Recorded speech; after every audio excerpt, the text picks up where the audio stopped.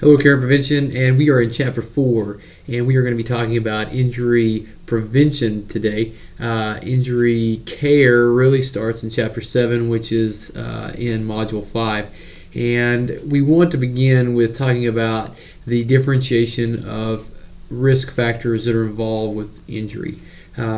So with that, we talk first about the extrinsic and intrinsic risk factors.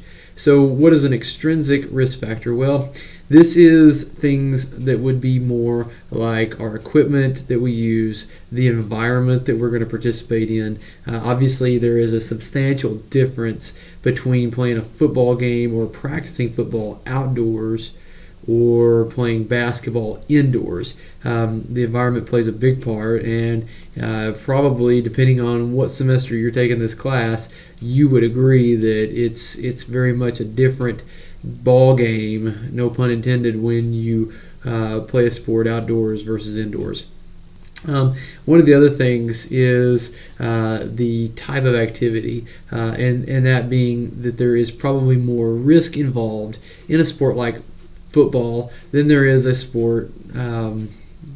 We'll go with something gender neutral here, but tennis. The idea is that a person who participates in a high-risk sport should be given a little bit more information about the risks that they are going to impose. Now, all sports need that. All sports need to know that there's inherent risk involved. I am telling you that you have just as much risk at dying from a heart issue in tennis as you do in football. However, with football, there are other inherent risks, and so what we want you to know going forward, especially athletes, we want our athletes to know that there's risks involved. And so if you're coaching or you're participating in or you're a part of the athletic healthcare team that oversees a high-risk sport, then we need to be very, very diligent in letting that athlete know that they are a high risk of injury, even death.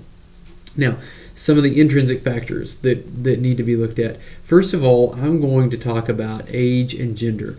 Age, as we age, and I am obviously not a high school athlete, but as we age, we see that it's more difficult to get over injury, but it's also more easy to become injured.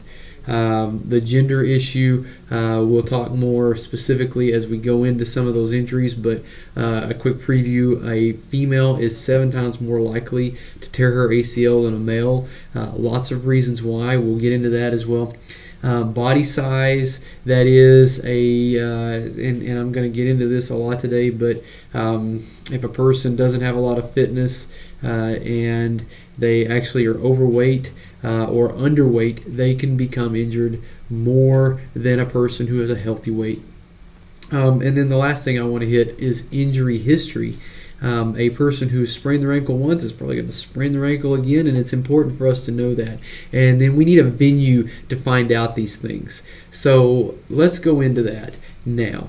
One of the issues that we really want to give attention to that is sometimes thought of as almost a impedance to sports is our pre-participation physical examination.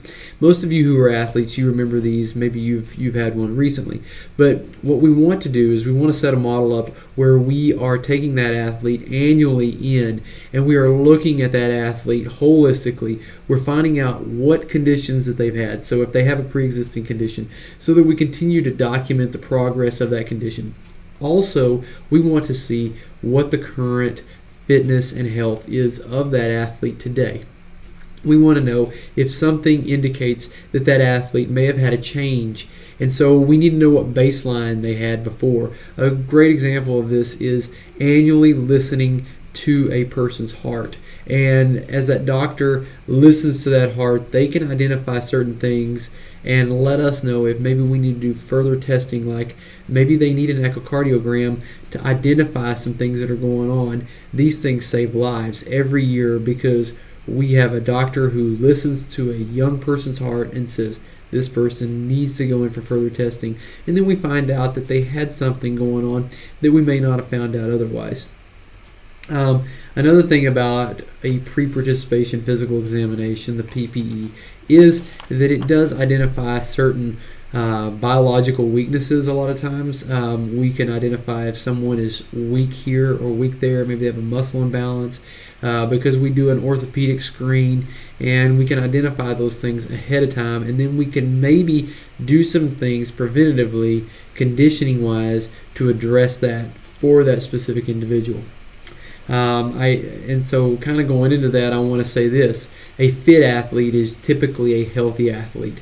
We do kind of run into fairly often athletes who do very little over a summer break, and then they come in, and then obviously their conditioning is low, so their participation is going to be low because they can't handle the volume that the coach expects them to when they enter that season.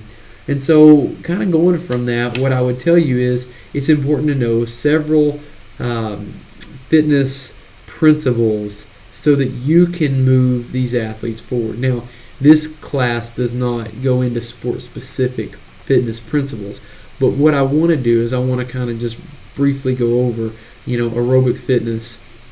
And that is your ability to use oxygen and do things like run and bike and swim. And my thing is this: I am, and I know I'm probably going to rattle some cages, but if an athlete comes out to play football or to play basketball or to play baseball, then they really only train for those sports. I'm a big advocate for saying, listen, if you're going to play football, then I also want you to work out with track, because there's no other sport out there that trains for speed than track. And plus, it's just great aerobic conditioning. We're going to get those kids in there and we're going to work them out. Now, I know those two are in different seasons. I get that. But what about this? What about some of our smaller towns around here who only have basketball and baseball?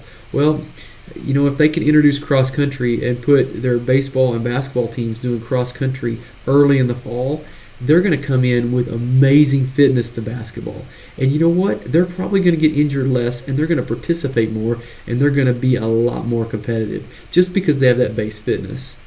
Let me go into this now. Resistance training, or anaerobic fitness, your book refers to it too. And this is the idea that we are going to improve on the muscle components directly. That is strength, that is endurance, and that is power. What is strength? Strength is how much I can move in a certain period or a certain distance. Endurance is how many times can I move it before I fatigue. And then power is how fast can I move it. And so I need to think about structuring a program that develops those three facets of muscle improvement or muscle performance. So I can do that in several ways. The one way that I want you to learn about now, and as you progress through a degree in athletic or healthcare or human performance education, then what you're going to learn is this term called periodization. I've got a video right below this about periodization. It really kind of leans more to the idea of triathlon, but it really gives you the fundamentals of what you want to know about the macro cycle and the microcycles and how they work together. But if you can use periodization, and that is breaking this up and training for endurance, training for strength, training for power, and using those in the right sequence, then what you can do is you can build a summer program that gets kids in the weight room. It gets them healthy before they come into the season. You can apply this same thing to aerobic conditioning, and you can do a lot with that to prevent injury.